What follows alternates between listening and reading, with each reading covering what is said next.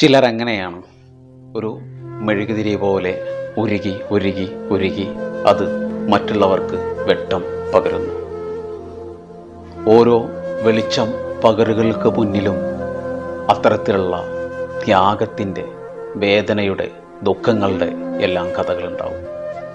സുഗതൻ മാഷ് ആ ഒരു കുടുംബത്തിനു വേണ്ടി ഇങ്ങനെ ത്യാഗം അനുഭവിച്ച് ഉള്ളിൽ എരിയുന്ന ആ ഒരു മഹാ അഗ്നികുണ്ഡം പുറത്തേക്ക് വമിക്കാതിരിക്കാൻ സശ്രദ്ധം സൂക്ഷിച്ച് വളരെ സൂക്ഷ്മതയോടുകൂടി ഈ കാലത്തിൻ്റെ ചതിക്കുഴിയിലേക്ക് മക്കളും മരുമക്കളും പേരക്കുട്ടികളും മറ്റാരും പോകാതിരിക്കാൻ ശ്രദ്ധിക്കുന്നുണ്ട്.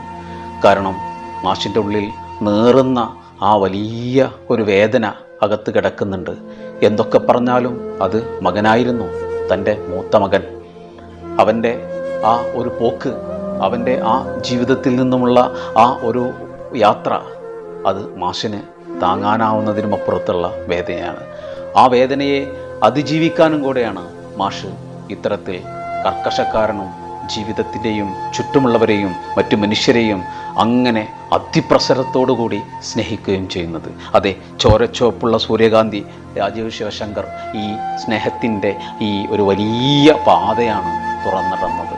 സഹനത്തിൻ്റെ, ചേർത്തുപിടിക്കലിൻ്റെ, മാനവ മനുഷ്യ സ്നേഹത്തിൽ അധിഷ്ഠിതമായ ഒരു വലിയ ഒരു പാതയാണ് ഈ ചോരച്ചോപ്പുള്ള സൂര്യകാന്തിയിലൂടെ രാജീവ് ശങ്കർ നമ്മൾക്ക് കാണിച്ചു തരുന്നത്. തീർച്ചയായിട്ടും മനുഷ്യബന്ധങ്ങളിലെ ആർദ്രമായ കനിവിൻ്റെ ഉറവിടങ്ങളാണ് ഇതിനകത്തൂടെ പോകുന്നത്.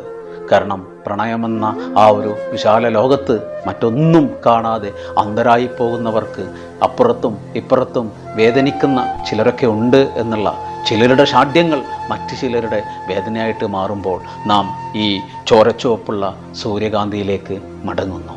തീർച്ചയായിട്ടും ചോരച്ചുവപ്പുള്ള സൂര്യകാന്തി സ്നേഹത്തിൽ അധിഷ്ഠിതമായ, വേദനയിൽ അധിഷ്ഠിതമായ ആ ഒരു മഹാപർവമാണ് നമുക്ക് മുന്നിൽ തുറക്കുന്നത്.